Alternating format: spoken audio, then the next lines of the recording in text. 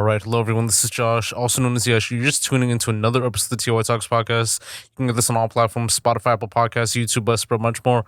Check it out on Patreon as well too. So basically, we have like various tiers on Patreon. So any tier like within the highest amount, you're gonna get like the most perks.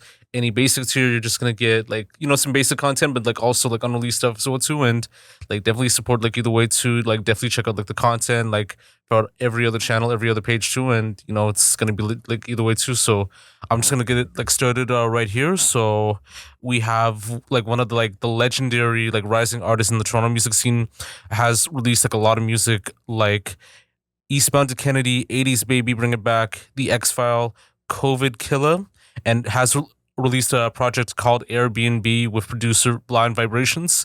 Has been making music for like pretty much like over like 10 plus years and all that too.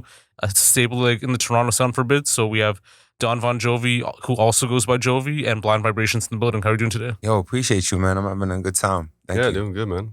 Yeah, man. Like I definitely like tapped into like the project too for Airbnb and all that, like on Bandcamp, which is like amazing to see and all that because like with the sound, it kind of has like that whole like good like remnant sound of like the current sound today with the underground like boom bap like stuff that you see like in the early like 2000s and all that too, and it's a good vibration like either way too, like hence the name like vibration, like shout out to like Blind Vibration too. So yeah. Well, I appreciate you, man. Honestly, when we crafted the project, we want to take a bit of the old and a bit of the new and mix it up. So it's a great time for music. As much as people think it's not, oftentimes we find the greatest or good music at this time. There's like a discovery period. So like a lot of artists are changing, and Airbnb represents just me and Blind Vibrations coming back and just combining our forces.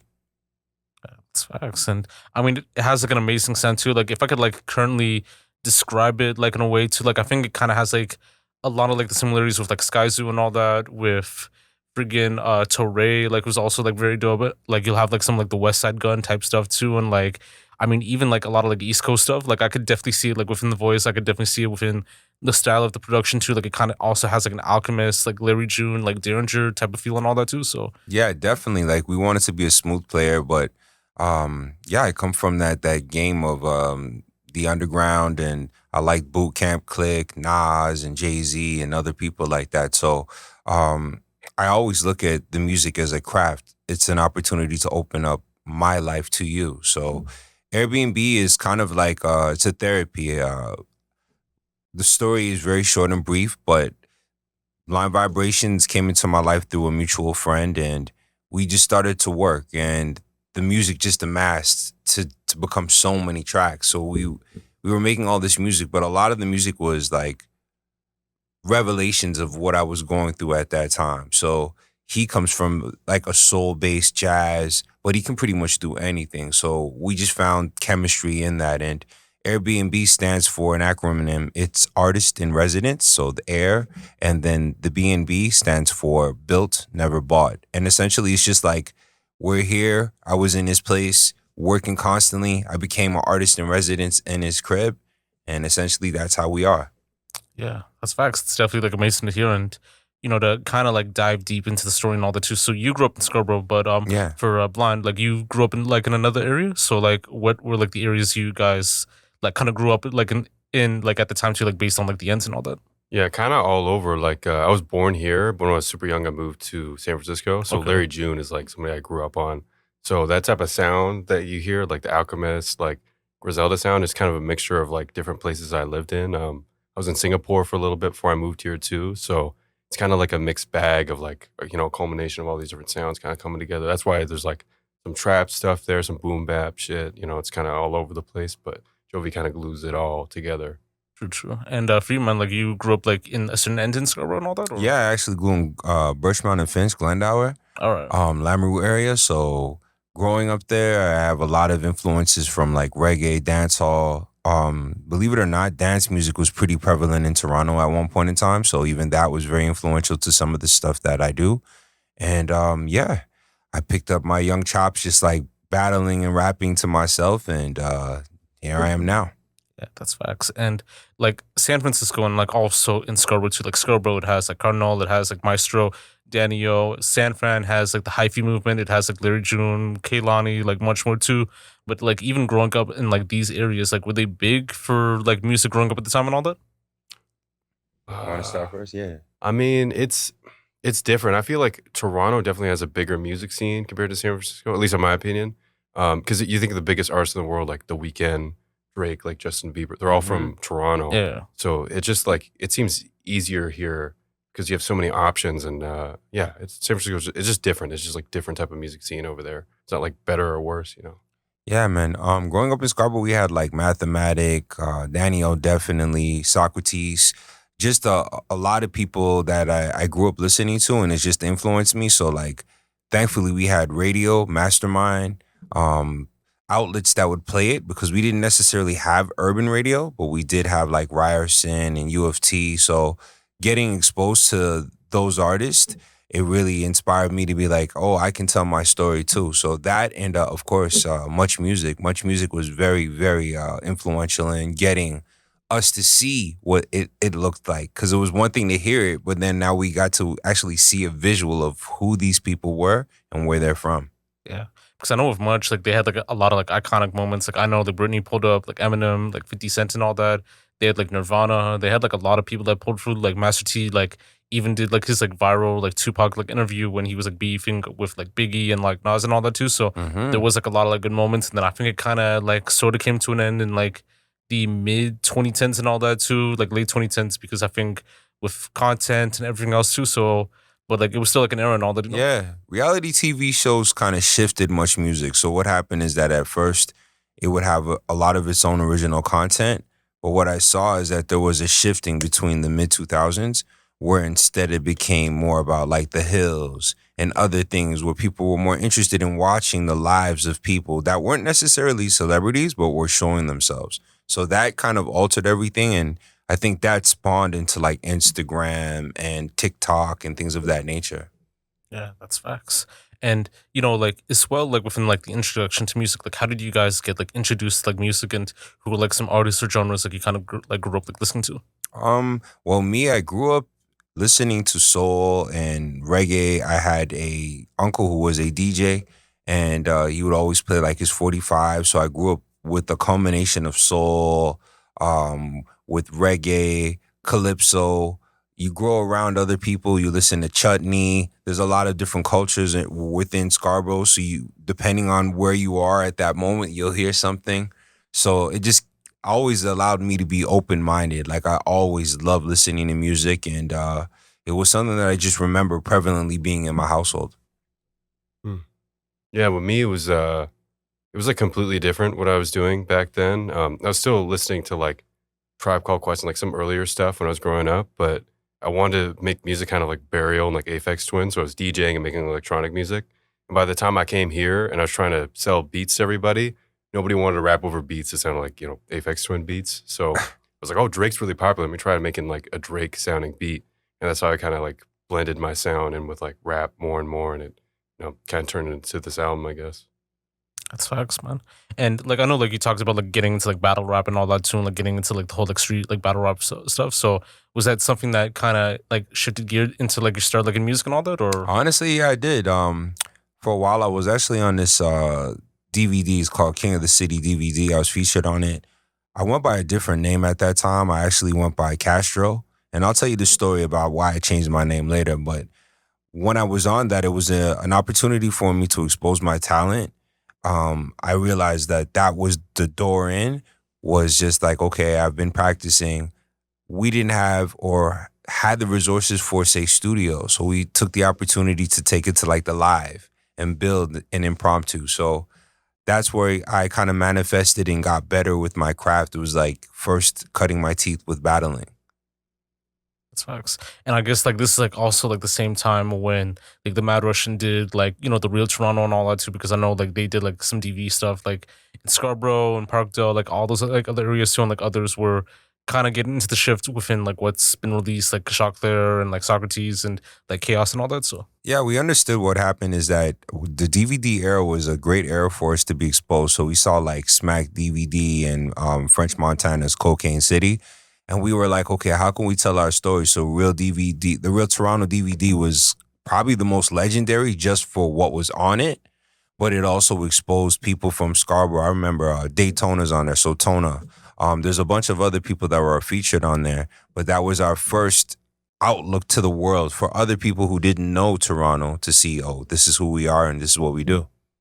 Yeah, that's like definitely like amazing to see and all that. And I think it kind of like led to like your first like studio release like back in like late 2010 and all that with like 80s baby and all that. So tell me like more about like, even like creating like music like around that time period. Yeah, no worries. What happened with me, like I was saying, it started off from the battle. So I was just making music and I had no direction. It wasn't a song. It was like all bars. So I had an opportunity to meet a production duo by the name of Reservoir Dogs, Res Dogs. And they were like, they took me under their wing and they helped me craft and make songs. So they're the ones who actually produced 80s Baby. And yeah, we just built. We were recording a bunch of different music. And this record was a record that I actually made about my neighborhood. But to the naked eye, when you listen to it, it sounds very happy. But the lyrics are more about me growing up in Scarborough during a period of time where it was very dangerous. So sometimes I realize in music, when we're listening to it, we have to really listen to the words because you can get caught in the production and not know, like, this is what this person is saying. So that was my first real branch out into music, and it was exciting. It was an exciting period. I had an opportunity to have my record on Much Music, so that was a great feeling as well. And since then, it's like I caught the bug, But life's, and sometimes you take these breaks, and these breaks are like what stop it. So I could say in myself, that's what stopped the consistency. Yeah, that's facts because I know with like a lot of like 80s babies and all that, like they've experienced like the 90s, like 2000s, especially like in Toronto too, because like that was like an era when like music in Toronto was like becoming like way big, like in a sense too, with like Sam's and like Much Music and like all the other eras, like the club scene and all that too. So like everyone like kind of like got to like witness like the shift within like the Toronto sound and like within the Toronto culture, and then it kind of like culminated like in the 2010s and like now and all that. So yeah, and I would say a big change was when BET came to Toronto. When the BET was officially in Canada, we had this exposure that was even broader than what we had in our city. And that kind of changed the influx of everything from how we looked to how we rapped, how we marketed ourselves. Like that exposure definitely helped us as well. yeah.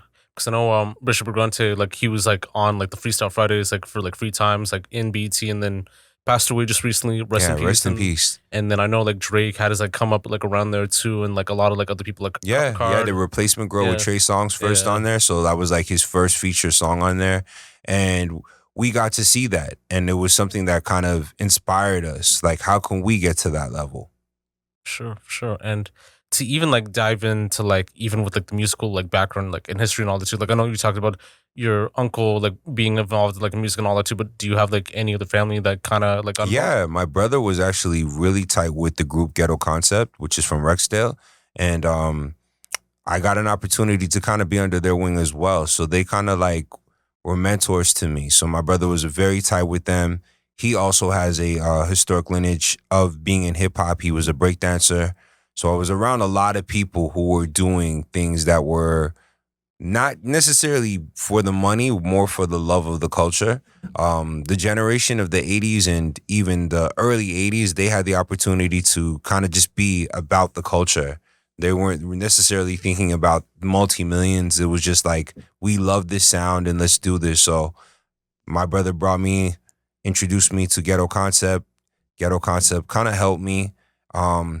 I learned to write songs with his homeboy DJ Lynx. There was a point where I couldn't write. Like I could rap my ass off, but I couldn't write a song. So they helped me develop that. And that's what I think sometimes is missing in even some of the new artists, is that they don't have anyone to kind of like help them refine their craft. Yeah, no, that's facts. And I know with you, like, I don't know if you had like any other families that kind of like dabbled deep onto music or like friends. No, not really. I mean, both my parents, they're like very creative. Like my dad does film, and my mom is like a photographer too. So like that's kind of the closest thing I have. Like I was kind of the black sheep. Like there's not really anybody else in immediate family that does anything like that.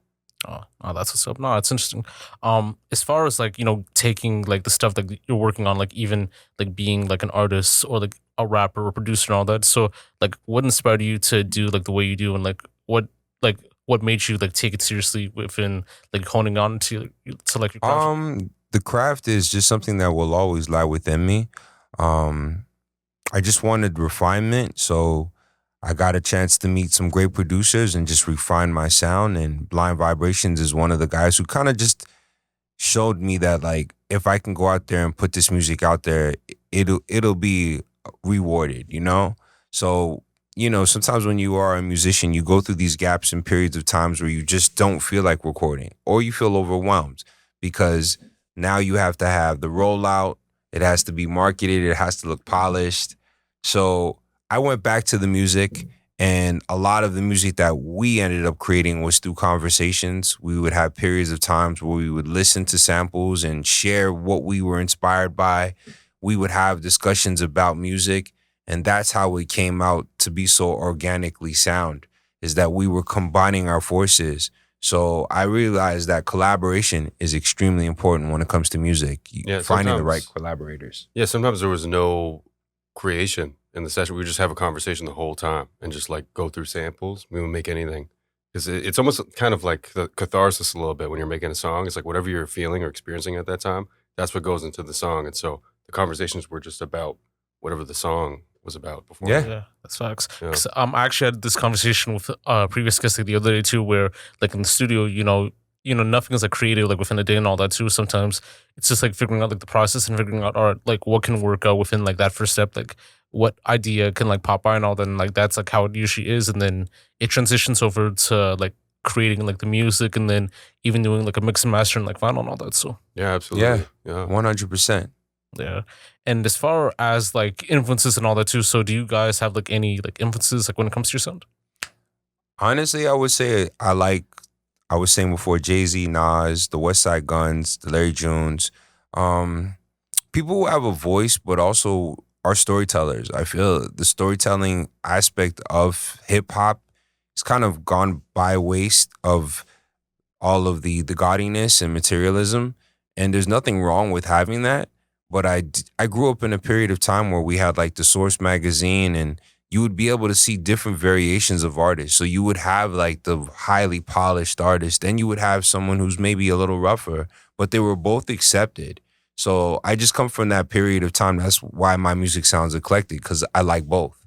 So it's hard for me to choose. If I was to say like, I am a child of the culture. So that's what it is. It's just, I like both. I will always have a place for the booty jams, and I'll always have for like the deep knowledge of Common as well. So there's a place for everything. Yeah, that's facts.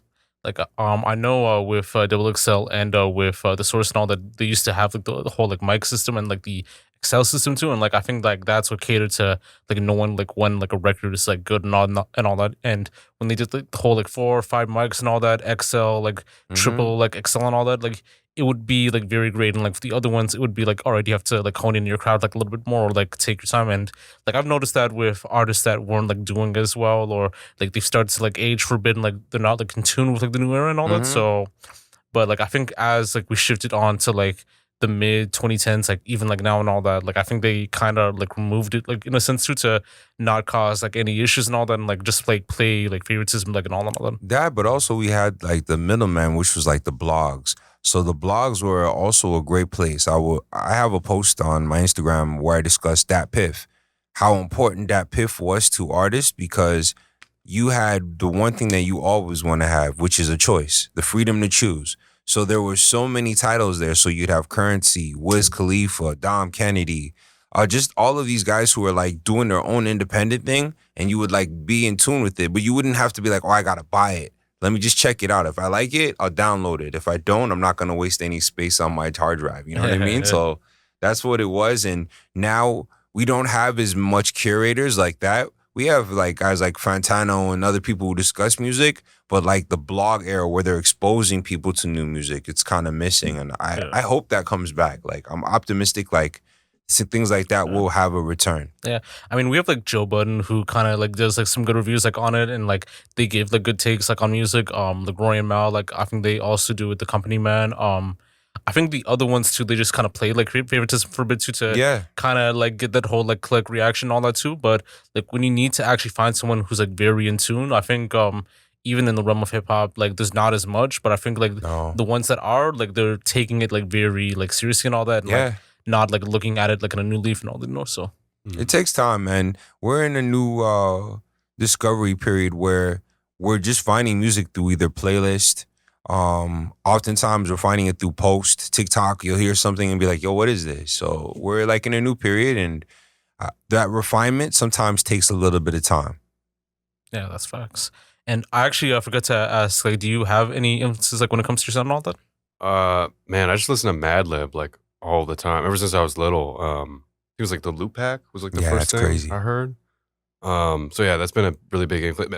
Alchemist too, he mentioned too. Like, I pretty much listen to everything he's released. But yeah, I feel like that kind of has an influence on the sound too, because even like you kind of mentioned, kind of sounded like that a little bit. But yeah, it's pretty much just that. Like, that's all I've been listening to.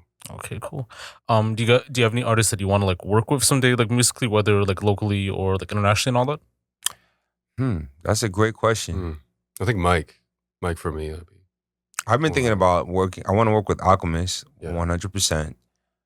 I want to try to work with some of the other guys, like, believe it or not, Sauce Walker, like different people. So it's just like you don't expect it, but it still works. And that's why I always like sometimes the collaborations that Alchemist did, because you'll be like, how does this work? But then he finds the soundscape and the production to make it work for everyone. So that recent project that he released with Larry June and 2 Chainz, there's that cohesion, because even though the music is different than what 2 Chainz would normally rap, he still is able to get his bars off. So me, I've always been open to working with anyone who is innovative. So Solange, like I would love to work with Solange. Like that's like one of my top, just because she's just out of the box different. It's cool. Yeah, she's dope. Yeah, wow, that's dope. As far as like the creative process, so like what's that like when like making music, and like what would like a day like in the studio or like just like making music be like? Conversation, in most cases, we start comfortable. And with me, I've gone through different stages of artistry. So there was a point in time where it was more like, yo, I'm the best rapper, and yo, listen to me and my bars. And now what I do is I prefer to show my flaws. I discuss a lot of things that I may not necessarily be comfortable to discuss in real life. But I know that there's a point of relation for others to hear those things. So I talk about like being in bad relationships. I talk about me being like an asshole, you know what I mean? Like not necessarily being the nicest guy sometimes. And I find that that is like therapy to me. It gives me the opportunity to be really true to who I am. And at the same time, I'm giving this music where there's relation. So I give little bits, it's pockets. It's not overly, but it's just enough, you know?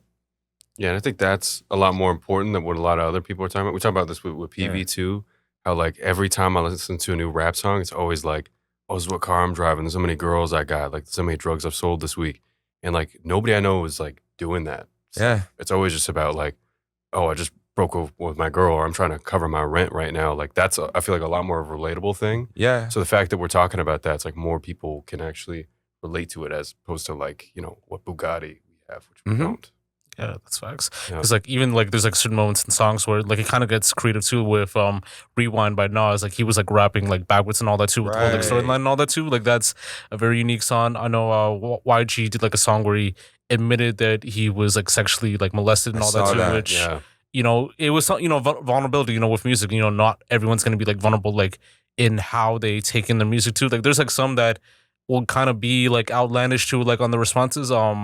Like one example, I don't know if you know like the guy named like Dave Blunts and all that too. Where he was like saying some like outlandish stuff too. So, but it's like kind of like a weird way of like vulnerability and all that. You know, where you just say whatever and like you just see like how like the masses like take it and all that too. Like some like they'll like it, others like they don't too. I mean, others it kind of works too with like Joe Budden, like when he had like Moon Music, where he was talking about like a lot of like mental health issues with drugs, all that sort of stuff too. So that was like pretty interesting, and yeah, it kind of depends on the artist, you know. So I definitely think about that, but even like the world's biggest rapper, like Drake, for instance, that's where he's like got his audiences through the vulnerability of talking about whether it be relationships or the hardships that he experienced trying to get over the wall. So I find that people relate more to that. But then obviously there are people who do like to see the aspirations and things like that. I want to see the chain or I want to see the car. So I always find that there's a place for everything, but it just depends on your mood. And I think that's the most important thing is just the choice, the fact that you have the choice. Yeah, that's facts. Like I still like re-listen to like Marvin's Room sometimes, and when he had that line where I had like 4 times this week, can I explain and all that too? Where he talks a lot about like addiction and all that too, and like you know going through like a lot of like trials and tribulations with like the relationship he's with liquor, all that sort of stuff too. So it's like kind of like a deep edge into like how can I solve like this matter with this person, or how do I like just kind of stay the same, like depending, you know? So A lot of the times, yeah, what I find from even his music and other people who kind of follow that ilk is that they're talking about not losing their identity while becoming extremely popular. So he has this battle where he's just wanting to be a normal person, but he knows I'm no longer that normal person. So I have to fight these urges because now people are suddenly attracted to me that weren't like they didn't know that you made music. Now you're going through that battle, you know what I mean? So like one of my favorite records like from J. Cole is Premeditated Murder because he talks about that. He talks about like going through a struggle and then suddenly he's like, I couldn't even afford a value meal. Now I can buy everything how you feel because now suddenly he's getting all this attention and it's like, yo, I'm not going back. So yeah. Like I mean, I think the Gun song by like Nas and all that too, like that's like interesting too on like how the emotions of a gun like kind of like Yeah, work give like you power. yeah. Dope. Which that was like kind of like a sick one too. I know like Daughters was like kind of like one of the like I think one of the more critical songs from Nas that I actually like enjoyed like over time and all that too. Like, I Yeah. remembered like listening to it I think back in like 2011, 2012 and all that, and like it kind of like resonates too within like adulthood and like you know even parenting like you know a young woman and all that as opposed to how they used to treat women like back then too. So Yeah, what I like about Nas, and a perfect example as an artist, is someone who he starts from Illmatic, then he has Life is Good, then he does the Hit Boy run. But when you hear the music that he's actually giving, he's still doing him. It's just changed. Maybe the BPM's changed. Maybe the tone of it's changed, but it's still him. yeah. And I find that that's a great example of an artist where you can grow. I see Jay-Z also did that with 444, you know? Yeah. Because I think with Hit Boy, like it worked out either way too, as opposed to like even with Salam Remy, where like it all depends on the sound and like the cadence too. With the Salam Remy's and like also with the DJ Premier's, Pete Rocks and all that too, it was like more within the blend of production. Whereas with Hit Boy, it's like this like new like solar sound and all that too, Right. where he could do like the drill stuff, he could do like the slow tempo like Larry June type beat and all that, you know. So it works out either way, you know. So But that's what we grew up with, was that variation of just doing different things. Nas would have like a fast track, or Jay-Z would have a fast track, but then he would have like a reflective track. yeah, Maybe you it know? was an album cut. So you know that like there was always that obvious single, and then there was like the deep album cut. You're like, yo, man, Yeah. the single's cool, but that album cut, yo, I had that on repeat the whole week. So like when you talk about I Give You Power, it was written, it was like, that's a crazy deep record because no one did analogies from being the actual gun. And it Yeah. opened our minds to be like, we could do something like this. Yeah, because I think Kara did that with like a song about like a blunt, like I'm a blunt getting stuff and I can't like get up and all Yep. that too. Like that was like actually one of my like favorite songs, like a little bit more like recently too. I know I think there was like another song about like a cup and all that too, like a while back, but I have to like kind of find out. But yeah, I think even like those creative like introspective ones, like even the Re1 track, like those are gonna be like more like cult classics than like Yeah, what- you're always going to revisit them. And Yeah. there are artists today that do that same thing. But I think what happens is they get lost in the yeah, abyss. true. That's the problem, is that it's just like they say anywhere between 10,000 or like 8,000 tracks. Like it's probably higher than that, but it's just so much music comes out on a daily basis. So it's hard for us to have those discovery periods because we had like mixtapes, DVDs, Much Music, BET, magazines. Now it's kind of like everything is on the grid. So that's how we find out things, but that's not how tastemakers find stuff. So Yeah. things have changed. Yeah, that's facts, man. And I want to like get more onto like your name, by the way, too, Yeah. like Don Von Jovi and all that too. So I know you talked about being named like Castro like at one point and all that too. So Yeah. like how did that transition from like Castro to Don Von Jovi? What happened is it started off with a trip to New York.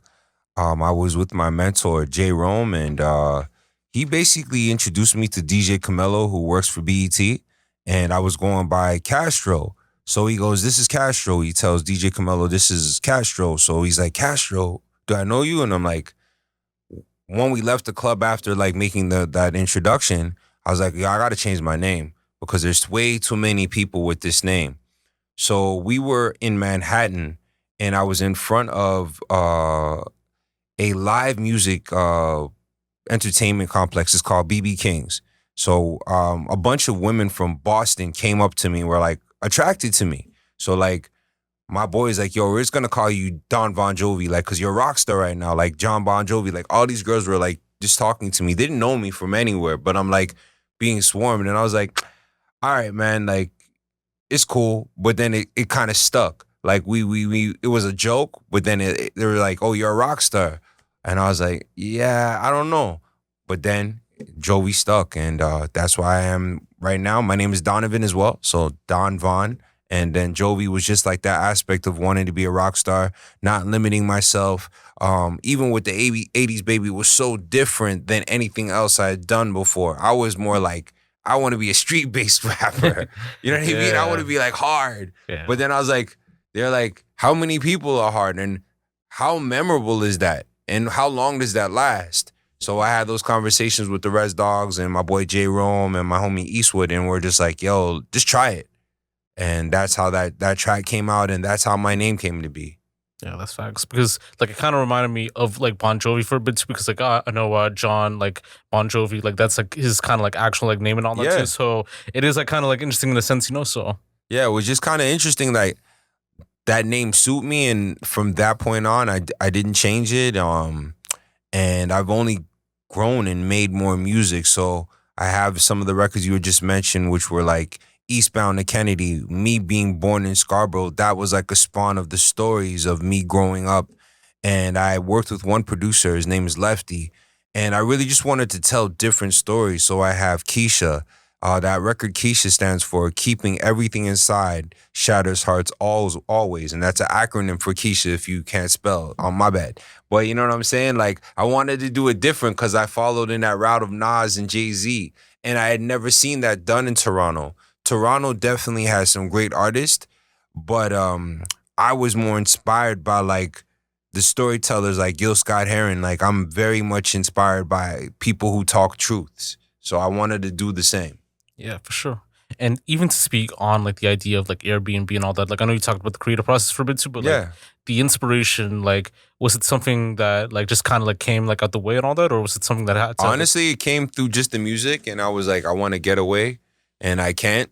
So like Airbnb became essentially like a getaway of the mind. I know that I can play it, and it's relaxing, it's reflective, it slaps. So there's just that nice mix of everything, and I wanted to do it in a tight little package. But really, it was Blind Vibrations who kind of pushed the wheels to begin starting. We had amassed so many records, so we were like, where are we gonna start? And honestly, both of us were going through our own challenges in life. And this music and us coming together have been the one thing that have just kept the force going. So Airbnb was simply just getting away. I set up like a mock Airbnb setup, even on my gram, where it was like little rooms and pockets that you can go visit. But essentially, it wasn't a place. It was like an imagination thing. So I used my imagination to create this, and he created the music, and we just combined and made this work. Yeah, for sure. And how is it like, you know, like working with like each other and all that, like within like this whole like music process? It's a beautiful thing. This guy is genuinely talented. Honestly, very talented. Yeah, he makes it easy though. It's like a lot of the time I'm in the studio with somebody and like just kind of going through hundreds and hundreds of beats, and then they're just want to try everything. But this guy, it's like I just hit play and then he immediately like has something most of the time. Yo, I stay right in. And honestly, this guy stays making some hot beats. Yeah. But a lot of the times, the one thing I actually like is when we cook up right there and on the spot. Mm-hmm. I actually enjoy seeing him because he has that passion too. And I look at it like a painter, or I look at it like another form of art. That expression of using his hands and his brains and thinking of a sample in a different way. Because you can give a sample to so many different producers and they're going to make something completely different from it. So I enjoy his process as much as he enjoys mine. Yeah, I think it was like most, or even maybe all the songs on this album, we just kind of started with nothing, and then we would just go through all these different samples and just come up with different ways to chop them up. And yeah, we just started from zero and then like created the whole song. I feel like that's the most organic way. The most organic way. Yeah. Yeah, for sure. And you've also worked with like other artists too, like in the past, right? Yeah, definitely. I work with T-Bay, Mom and Wife too. They got an album coming out next Friday. Shout out Mom and Wife. Sunday, Red Sunday on IG. Yeah, just tons of different like R&B, rap mostly. Yeah, for sure. So do you feel like even like with the cultivation of like R&B and like hip hop in Toronto, do you feel like it kind of like blends well as opposed to like it being like more like single handed and all that? Yeah, it's very like unique with the way people are doing things. Like I notice here in Toronto, like a lot of people kind of like rap sing a lot of the time, which I didn't really notice like outside of Toronto, which is pretty cool. But yeah, like Toronto has like a very unique kind of sound that I feel like the whole world is sort of copying off of now. It's kind of like for sure. The Weeknd Abel definitely inspired the world to do expressions a little differently. Yeah, now everybody just sounds like that guy. Everybody wants to be dark and mysterious like Abel. Abel's the originator. You can't really take it away from him, but you can take bits and pieces, and he's genuinely talented, you know? For sure. Like, I mean, even with Toronto too, because like I think like with artists like nowadays too, like today, like I think they're more so like blowing up within just I think being like silent for a bit too, like, you know, like the silent like sleeper as opposed to like the big hit and all that too, because like it kind of like tracks in like over time with like TikTok, YouTube, IG and all that too. Like they'll just like find it like easily through a playlist or through like what they could hear, and you know, just kind of works out from there, as opposed to like back then where you had to like actually like see it like in face value to see like where like it would go and all the know. So yeah, for sure. The crazy thing I was thinking about, the real origin of that like singing, rapping type of vibe is actually from the artist Chaos. Chaos was the first one. It was Socrates and Chaos who were both kind of doing that. And then what it did is it spawned to the next generation. So we always get these tools from each generation and then we refine them. So right now I notice like a lot of the younger artists, they're taking the wave of the melodic, but they're also doing it their way. So they're taking bits and pieces, but the thing is they just don't know. Yeah. Like if you tell them, they're going to be like, but when you play it for them, they're like, oh snap, like this sounds exactly like what I'm doing. Yeah, that's facts. And you also released like another song called like I think the X-Files, like COVID too. So tell me more about that. No. Yo, I did that based on Corona. We were on a massive lockdown, and I was working with the producer Ben Lucid, and I was just like, man, I gotta make a record that's somewhat different. It has a message, and just speaks to people to let them know like we're gonna get through this. But right now, it's crazy. The fact that toilet paper was running out of grocery stores and we didn't know exactly how long we were going to be able to hold on. A lot of people were like running out of money, running out of circumstances to even help themselves because of that. So I was in a period of time where I'm like, let me share this in a story. Like it somewhat is an X-Files because we don't actually know how this started. We hear hearsay, but in Canada, as you can see, even when it comes to news and information, we don't get it on the gram. We actually have to watch it on news. Before, we would be able to get our own news. Now we can't even get our own news feed, so we don't actually know what's going on. So I connected that to like Trudeau and just being like, I wonder what happened. Like, you know what I mean? So it was a curiosity play and I created that record. Yeah, that's facts. Because I know like at that time too, like I think artists were trying to like get that high, like, you know, going on tour, everything like that, and then kind of halted and, you know, kind of like stopped the bag for a bit. And then like I'm actually working on a little like dissertation piece for like that will probably be like released soon, like more like a little like YouTube documentary on how hip hop and COVID like kind of like meshed and all that. So like definitely stay tuned for people that are like watching and all that too. But yeah, I mean, like I've noticed that like even some people were like kind of like impatient too, and like they went back into doing shows and all that, or they went back into like protesting for like George Floyd or for Brianna and all that, and so like much it craziness changed like going a lot, you know. So the world changed. Yeah, a lot of people changed. We were all in grief. I lost people. I lost family members. So I know personally, like it was a really hard time, and the music was the only thing that we could get through with it. So like I can say like I was like on Spotify every day. I was playing music every day. Like I like had to. Yeah, I mean we even lost like some of our OGs like to like the health complications and all that too, with DMX, with like Black Rob and all that, with Fred the Godson, with I mean Ka, like who was like more like recent, but like in like a similar path too, and like even like others like Shagji and all that, and I mean even I think there was like another artist like I think Bismarcky and all that. So Yeah. and that was like from like the idea of like not everyone like taking care of their health and all that, and it kind of reminded me that like hip hop is like for the soul and all that too, but to feed the soul, you do have to understand like the complications with like seeing like what they have like in mainstream culture with food, with other stuff too. So and like that's when like rappers start to become more conscious like with food and all that, and more with like health therapy, like which is kind of like amazing. Well, to the see. thing is, the narrative has changed because we're an art that's what now 50 years old, and we didn't have a voice to do all of the things that you're mentioning, like talking about therapy, trauma, health, wealth in that form.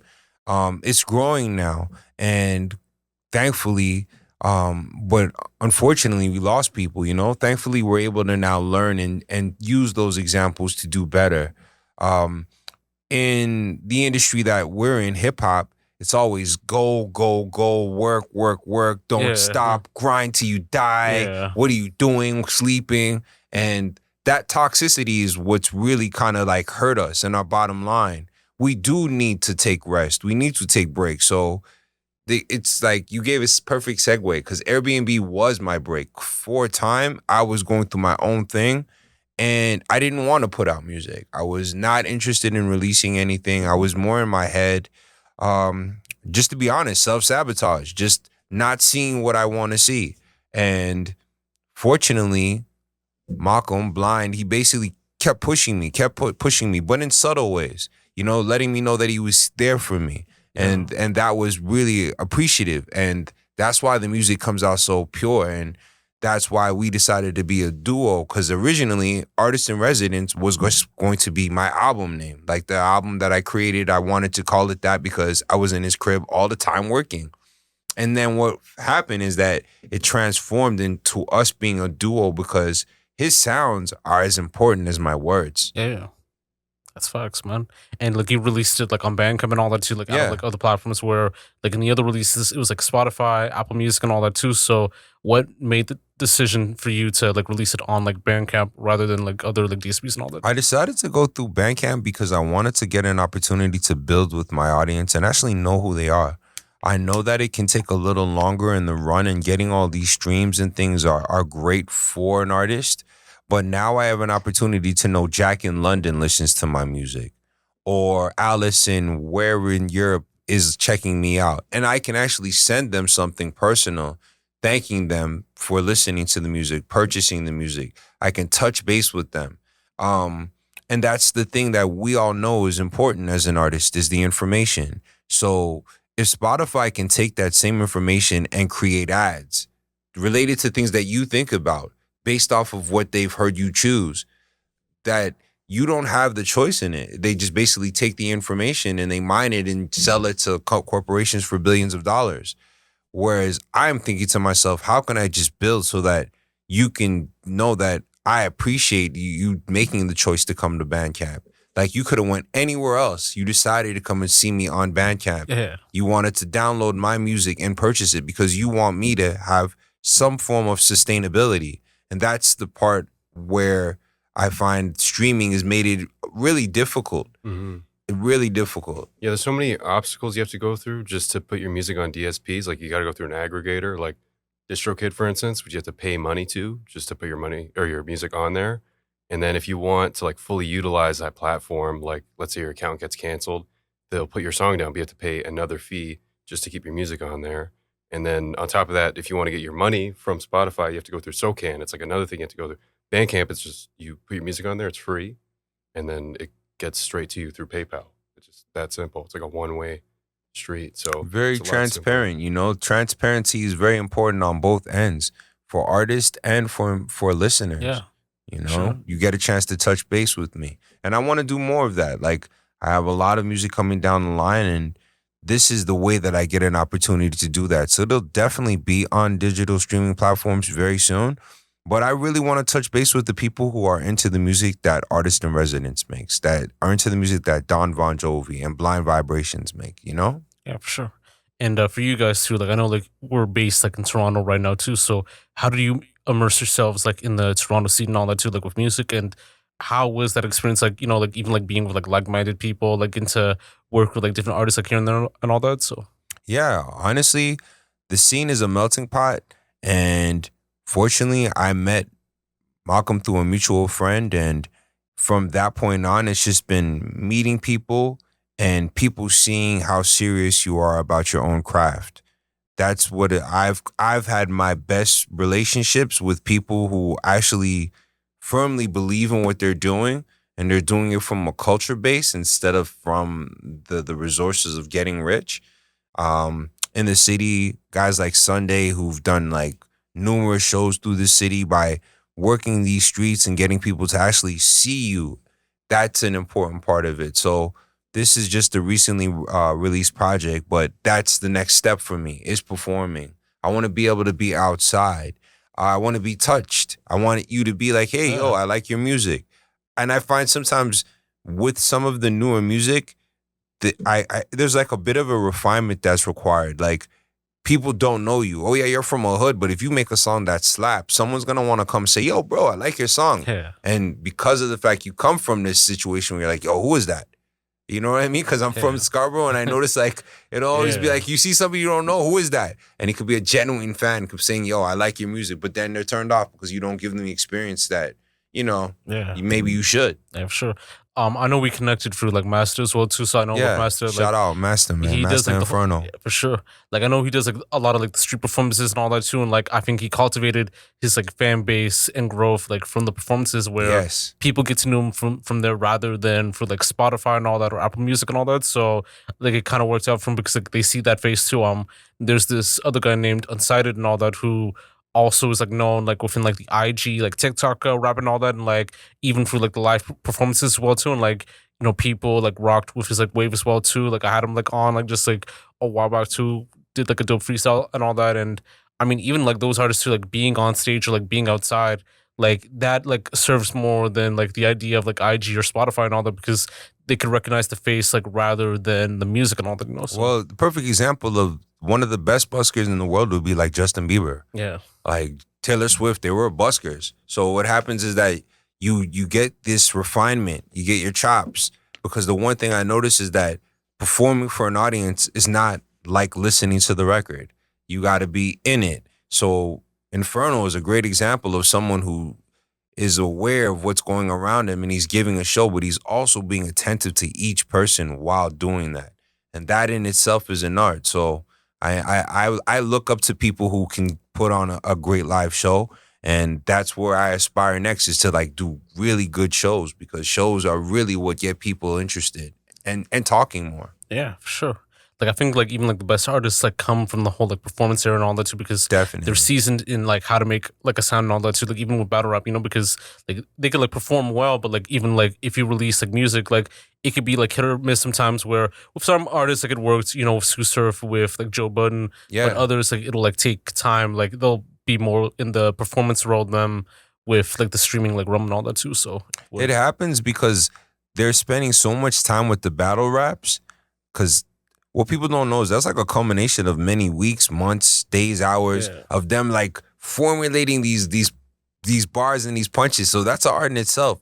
But now you're trying to create it in a consumable, digestible way. Some of them lack it because it's just like all this and not that. You know what I mean? So it's a refinement process, like I was saying before. Yeah, that's facts, man.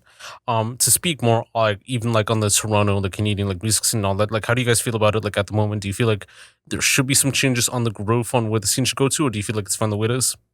I wouldn't say it's fine the way it is. I definitely want to see more artists believing in themselves and doing more than just staying on the gram. Performancing is one of the places. Also tuning into like platforms like your own, radio stations, making yourself out here. Go out there and do what you need to do. So I find that sometimes some of the artists are giving up on themselves. Once they don't get the response that they want, they don't care, on to the next. But sometimes you have to work something a little bit more before you do that. Give yourself a window of time to work something before you just give up on it. Whether it be one song, do multiple sets of content for it. Reach out to a platform like your own. Talk on the radio if you can. If not, you got a camera, film yourself and talk about the process. People are interested in the story as much as we're interested in the song. And that's what I think is really needed in our city for us to become more sustainable. Yeah. Because I know there's like certain platforms like nowadays that are like in the works and all that too. Like I think like with some people like they'll only see like one platform, like they'll go into it, but there's like a multitude of like platforms and all that. Exactly. And I think some people just like don't like kind of like see it and all that too. Like I know there is like some people like within like the Toronto like music like media that do talk about it, like Borrow Sound, and like I know with Las Vegas and all that too. So I think it is like starting to improve where others are going to like different platforms and all that. But I think it has to be like more and all that too. And like I think we just have to improve on like connecting with like the different audiences too, and like even like interacting from there. We need more openers too. We need more us to be on some of these tours. When we have all these big people coming into the city, it should be a requirement that we open for them. Yeah. And in most other regions, that's what it is. If I'm coming from wherever I'm coming, there's going to be local openers, and that was the way that it would happen. So I find that sometimes even the content, that can be something that throws away the club owners and the entertainment district. They're wary to book these artists because the content, what they rap about, but it's music. If it's just done tastefully in terms of like knowing, okay, we're just here to perform. People are going to have a good time. Set the tone and take a risk, but a lot of people are afraid, you know? Yeah, for sure. I think it is like starting to improve too with like some like promoters like Lord Fury that's getting like a lot of like the underground like boom bap rap doing it, and like even like Shout with the out to niche Lord ones too. Fury. I know like La Russell's like performing in Toronto, so I think they're gonna have like some openers like soon for that. And Good.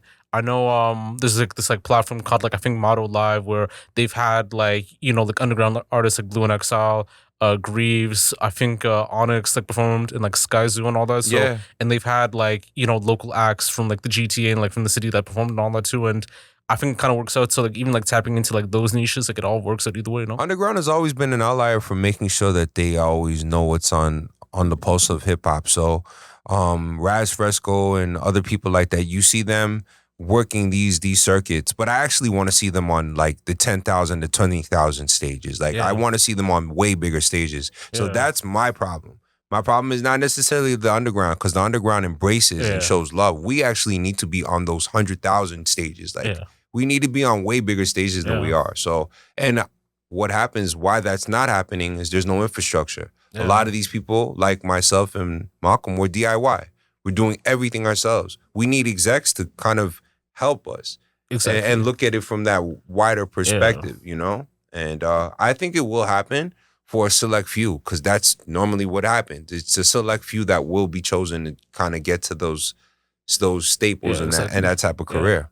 Yeah, I actually managed to see Raz Fresco like some years back when he opened up for J. Cole for the Mountain Dew thing, but like that was like kind of it, where it was like a free show and it was like hundreds of thousands of people to coming, and this is like when I think before like 2014 Forest Hills Drive was like released and all that too. Like J. Cole was like just coming off the high from like I think Born Sinner and all that too. So like people were like coming for that and all that. But with Raz's set and like I think this other artist like Trey Mission and all that too, like they only had like maybe Shout like out to Trey. Yeah, I think they only had like 1,000 people that came by and all that, and like I think the rest like came to like J. Cole set, which is like kind of normal for like the It's whole, normal. Yeah. So like it'll have to happen like due time. Also, we need to hear guys like Raz, Trey, and all these other guys on major radio, because we don't. Yeah. And that's the truth. We just don't. Yeah, that's facts. Do you ever feel like there's like a crab in the bucket mentality in Toronto with like some of the artists, like even like the tastemakers and gatekeepers? I wouldn't say necessarily a crab in the bucket thing, but I do understand that people are going to protect their intellectual property. So a lot of the times, I'm not going to share it with you because you may not be serious. And I do find that there's a lot of great talent here, but when it comes to business structure, they lack because they don't have any mentors. They don't have anybody who came before who showed them. There's no Cash Money here. There's no Master P. There's nobody who's been like, I've done it this way, and you can just follow it. You can take bits and pieces because you've seen it. So that's the problem right now. It's not the lack of entertaining or artistry. It's the lack of business. A lot of people here need to like kind of sharpen and fine tune what they're doing. Yeah. I work in a recording studio, and I work with so many artists that will spend so many hours on their song. When they put it out, they just drop like an Instagram ad or like story, and they're like, "Hey, check out my song," and that's kind of it. Yeah. and they don't have any sort of system put in place to promote their song after it's put out. They just think like, oh, people will listen to it when I release it, and Yeah. they don't, and that's kind of it. Facts. Yeah.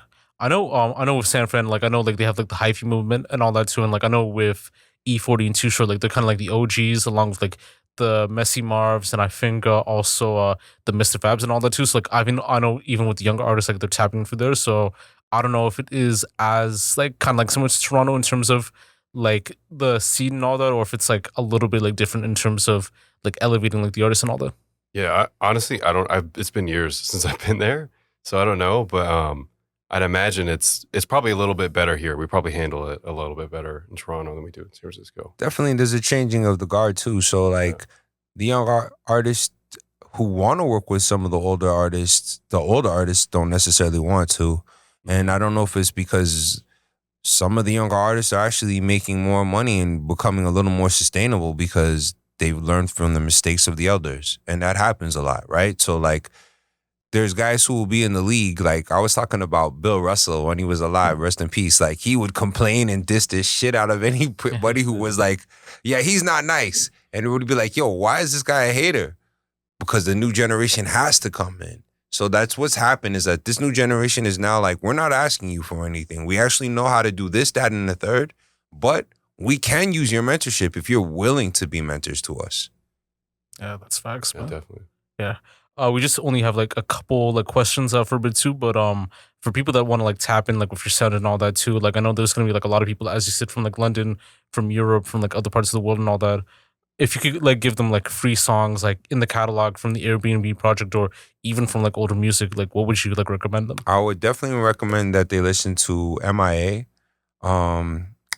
My record Fly Away, which was a homage to two people that I lost recently in 2024 to violence.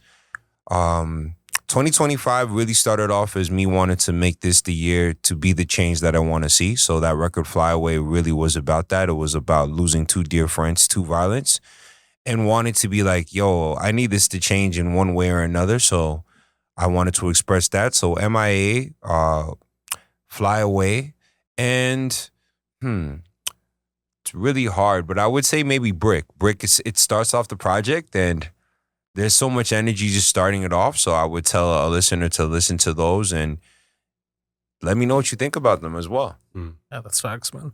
And as far as like any like plans like for the year and all that, like what do you have like in mind in terms of like releases, projects, like all that sort of stuff? I got so much stuff planning, but I'm looking forward to just pushing the Airbnb stuff. Artists in residence, we have some more music coming down the line. This was just like an appetizer, an aperitif to get used to who we are and just to let you know we're going to be around, you know? Yeah, we got another album on the way. This is just kind of like the warm up for the next one. Yeah. Okay. And do you guys have any like closing like remarks and all that? I just want to thank you for giving us a platform to be heard. And I was saying that earlier, the most important thing is having platforms like yours, having an opportunity to voice who we are, sharing ourselves beyond just listening to the music is an experience in itself. Someone could be watching this and they see us and then they'll Google us and then they'll follow us or they'll support us just simply because we had the opportunity to talk with you. So I really appreciate that. Yeah, what you're doing is really important, man, because a lot of people, they kind of start from nothing and then in order for them to make it, they need people like you. So what you're doing is sometimes more important than what we're doing, you know. Big facts. Yeah. I appreciate you guys, you know, for coming by, like, you know, Don and like also Blind and all that too. Like, it's like dope having you guys on and all that, you know. Appreciate that, man. It's amazing to kind of get to know each other and all that too, get to know more about this stuff and like even dive deep on like hip hop too, because like I know like hip hop, it is like for the soul and all that. It is for the culture and like what you guys are doing for the culture. It is like amazing to see and like even like appreciating like what I'm doing and like what other people are doing. Like it is like much needed too and like all got to connect like either way, you know. So thank you, man. Thank you so much. Thanks. Yeah, man. I wish like nothing but the best for you guys like in the future, and we'll definitely like have you back and all that. No, so definitely. Great, thank you. Yeah, for sure. Appreciate that. Yeah, man. So this is Josh, also known as Yashu, another episode of the TLOY Talks podcast with Don Von Jovi, aka Jovi, and Blind Vibrations. You can get this on all platforms: Spotify, Apple Podcasts, YouTube, Buzzsprout, much more. Definitely check out the Airbnb project on Bandcamp. Like definitely like purchase that. Like whatever money you have, like spend that the right way. Spend it, man. And you know, like from $100. that, you're supporting like these like two dope artists like right here and all that, and Appreciate that. like even like definitely like check out like the Patreon, all of the platforms too to support either way, and definitely check out the music on the side too. Like if you want to like shout out the IG and all that as well. So Yeah, my IG is Jovi's Good, so that's JOVISGOOD. You can hit me up there, follow me. I always have my music up there as well, so check that out. Yeah, I'm Blind Vibrations on all socials. yeah, that's facts, man. And you could also follow me at THEE Lens of Yashu. Also TOY Talks and News too, like on IG, but like definitely check that out. But it's Josh, also known as Yashu, with Don Von Jovi, aka Jovi, and Blind Vibrations signing off. Peace. All right, thank you.